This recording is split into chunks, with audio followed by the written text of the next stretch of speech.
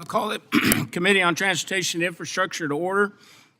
Pursuant to Committee Rule 6F, House Rule 11, Clause 2, HF, the chairman may postpone further proceedings today on any question of approving any measure or matter or adopting an amendment in which a recorded vote of the yeas and nays is ordered.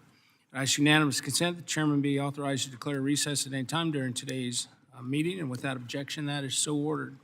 All roster text has been distributed electronically, and paper copies are also available here in the hearing room. Today, the committee is considering two administrative items. First, the approval of a revised subcommittee roster due to membership changes on the minority side, and the second thing is the approval of revised leadership of the Subcommittee on Aviation due to changes on the minority side, which includes Representative Carson's appointment as ranking member of the subcommittee. So I ask unanimous consent to consider these items in block, and without objection, that is so ordered. I call up the subcommittee rosters, including the subcommittee leadership, for consideration. Without objection, the rosters will be considered as read. I recognize myself for a quick statement. Following Representative Cohen's resignation from the committee, today we are approving Representative Carson as a new ranking member of the Subcommittee on Aviation. Congressman Carson brings years of valuable experience to the Subcommittee on Aviation. His tenure in Congress and prior work as on national security issues is going to serve him very well in this important role. I'd like to congratulate you on your selection as the Democrat leader on the subcommittee. Representative Carson, I do look forward to working with you to strengthen America's aviation infrastructure, improve air travel safety, and ensure the reliability of our national airspace, and ensure that the United States continues to lead the way in technological innovation and regulatory readiness. Additionally, pursuant to House Resolution 721, Representative Maxwell Frost was appointed to the Committee on Transportation and Infrastructure. The revised subcommittee roster reflects the addition of Representative Frost to Florida's 10th District to two subcommittees, which are Subcommittee on Highway and Transit and the Subcommittee on Railroads, Pipelines, and Hazardous Materials. Mr. Frost, I do look forward to working with you on the busy agenda that we have ahead of that committee. With that, I yield back. Do any other members wish to be recognized? Rick. Thank you, Chair. I want to first congratulate Representative Carson on his election to the position of ranking member on the Aviation Subcommittee. Representative Carson is no stranger to the challenges we face in our skies. As a member of this subcommittee since 2013, he's established himself as a fierce advocate for a system that is safer, fairer, and accessible to everyone. From fighting for fair labor standards to stronger passenger protections, Andre understands that our aviation system must work for everyone, including travelers with disabilities and the workforce that keeps us moving. He takes the helm at a very critical moment as we move to fully implement the FAA Reauthorization Act of 2024. I know Andre's the right leader to help guide this committee's work.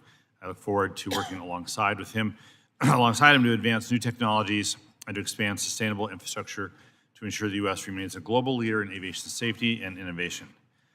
Next, would like to welcome the newest member of the committee, Representative Maxwell Frost, to the Highway and Transit Subcommittee and the Roads, Pipelines, and Hazardous Materials Subcommittee. Representative Frost understands that transportation is not just about roads and bridges, it's about connecting people to jobs, education, and healthcare. He's a vocal proponent of investing in our nation's passenger rail networks, advocating for more reliable and affordable options for working families.